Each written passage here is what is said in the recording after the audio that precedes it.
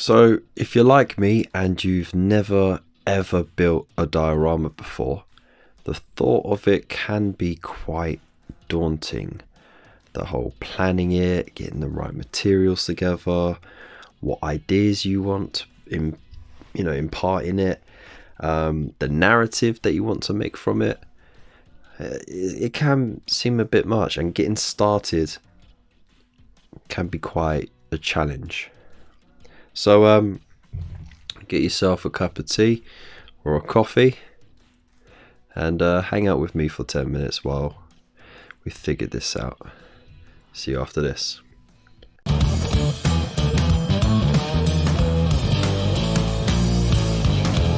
Okay, so what do we do if we want to build a diorama? Well, first we need the miniatures that we want assembled.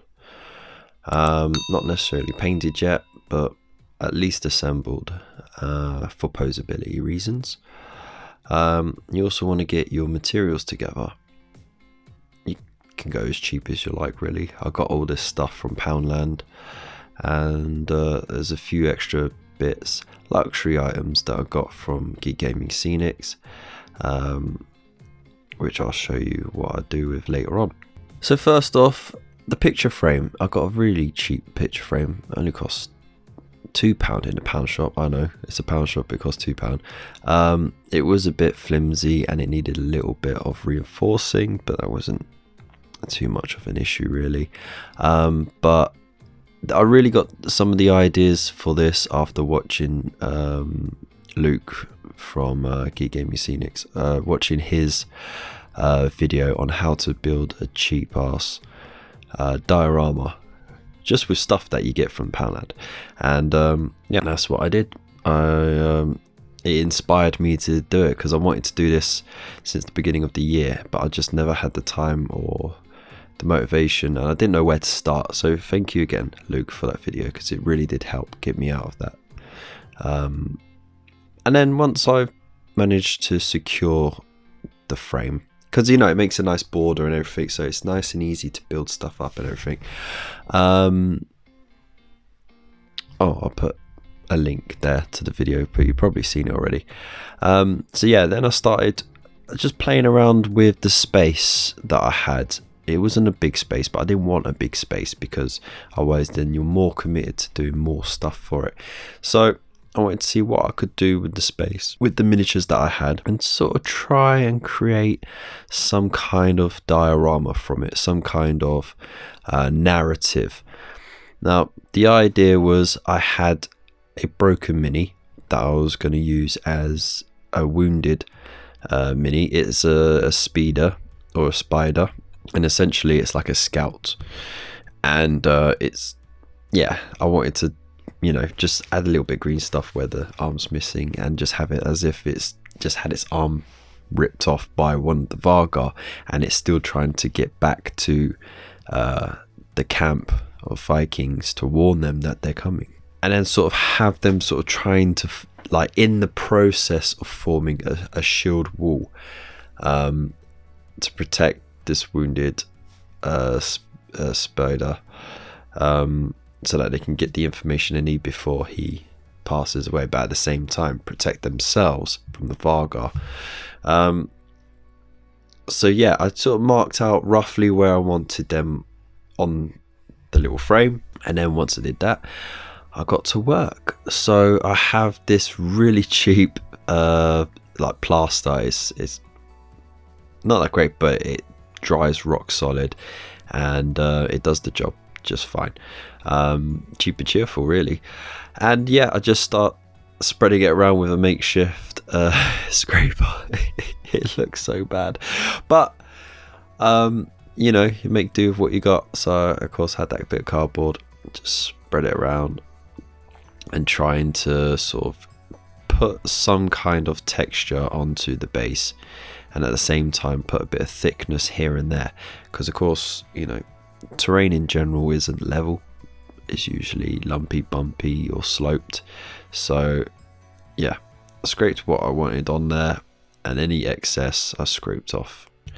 Once I did that, I I needed something to give a little bit of elevation. Now, the thought did occur to me to have maybe like insulation foam or polystyrene and cut that. I do have a hot wire cutter that I haven't used for years, but I still have it.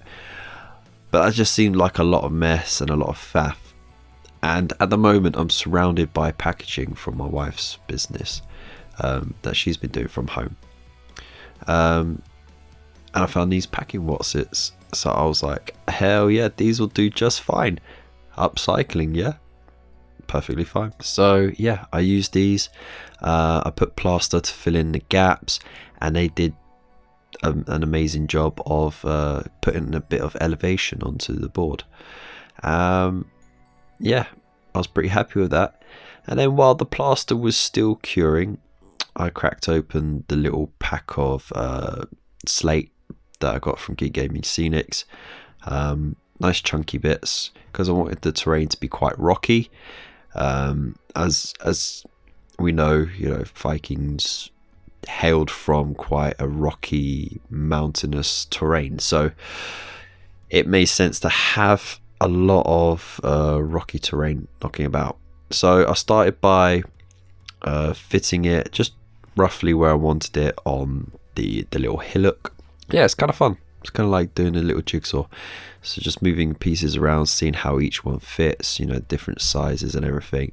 And then once I've done that, I thought I'd do some scattered ones around as well, just to make the rest of it look a bit more appealing, a bit more interesting.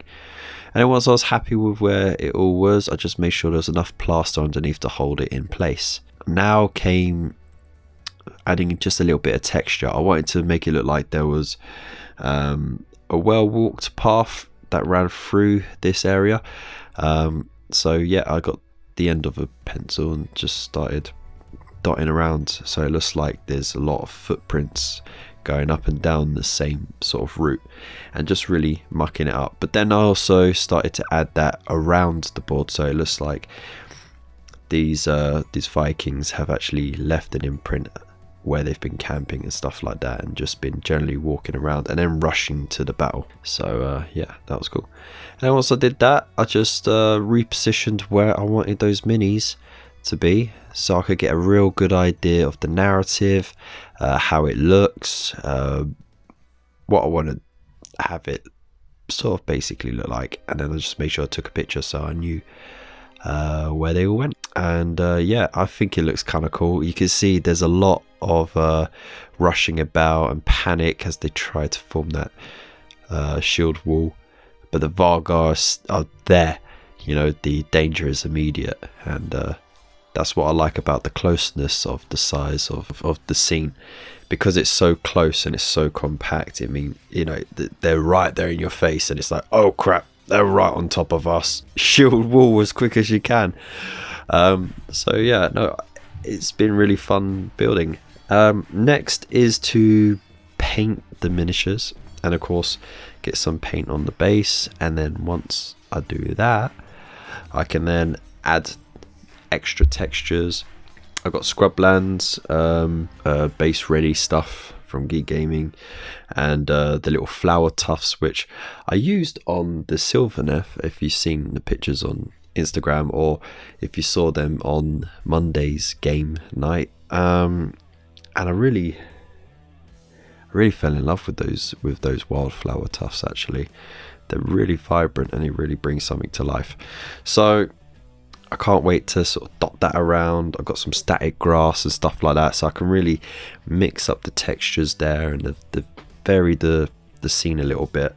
So yeah, I'm looking forward to getting it done. I just got a lot of painting to do right now, in terms of the Vargar and the Sons of Odin. I want to say a big thank you to Adam once again for sending me the miniatures. I really do appreciate it, and I really do like them.